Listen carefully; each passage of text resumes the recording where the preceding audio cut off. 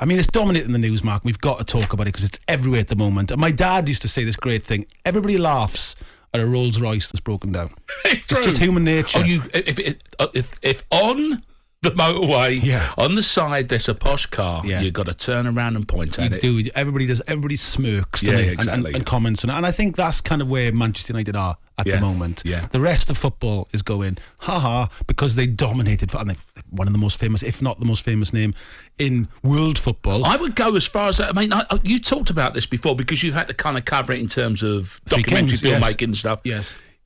United probably still carry that mantle, don't they? Which is obviously what makes when the mighty do fall, it's about as far as you can fall. They're probably the biggest club thing is probably legitimate, isn't it? Well, it is. I mean, they've won the most titles, haven't they, in English football history? I think obviously the second. Them and Liverpool are the two giants, really, of English football and world football to some respect. You know, they're magnificently well supported, the institutions and all those kind of things. But the problem Manchester United have at the moment, they're in real trouble. Because they have owners, and I think this is something that, I get bombarded by United fans telling me this, and this is where they're right. The thing that irks them the most is not just that the owners, it's just that people say, they've spent a lot of money though. Well, they haven't. They've spent Manchester United's money. They've never spent their own money at that football club. They take out a dividend, and they spend the money that club generates itself. So a very successful business. Yes. And they're using the money. Whereas Manchester City's a very different thing. And Chelsea they were owners that came in that spent their own money to get the clubs to where they were. That is a very different thing to what Manchester United are. Manchester United are owned by people that take the money out of the club and used the money the club generates to spend. Now, Everton fans, I always say to Everton fans, people criticise them, they've overspent, but Everton's owners spent that money and they're building a new stadium.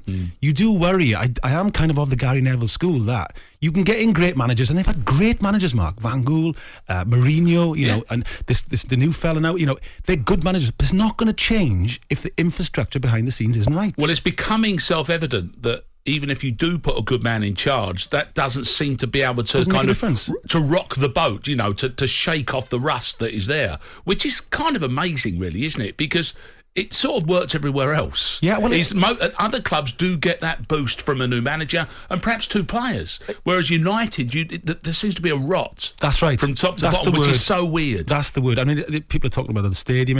My great friend David Farrell, who I've known for decades, who's a Manchester United fan. He's gone from the days of Dave Sexton. He's been going forever. He's a Mancunian. He's from Moston, and he said there's an organisation there called the 1958 organisation, which is trying to do things. And he said he's got a great point when he said, look, we've done everything we can, This has been going on for years, the gold and green scarves, invading the pitch, invading the stadium. These owners ain't going anywhere because it's so lucrative to them, and that's the problem. It still works as a product. Yes, for them, and their mentality is. So I don't know, Manchester United fans are in a real quandary in the sense of, what do they do about getting rid of these owners? What do you do? They've protested, you do the things, you target sponsors, you do all those things. You see, Manchester United, for me, they need something like an oil state to buy them. That's the problem they've got, because Newcastle are coming down the tracks now. We know that, Mark, right? They're so rich, they're going to be coming down the tracks. Man City are in this position where they got money to build. When the owners there say, we've got more money to spend than ever because of oil prices, you think, great. But that's where they are. Whereas Manchester United are in this position where, as long as they have these owners, they will never do anything. No, the formula is here, and we're watching it operate. Yeah. And even though you may see slight changes at the top, it doesn't seem to affect. It doesn't permeate down to make the product any better, which is using a load of business terms here to describe a football club. Yeah. But there's good reason for that, isn't there? And I completely get your point.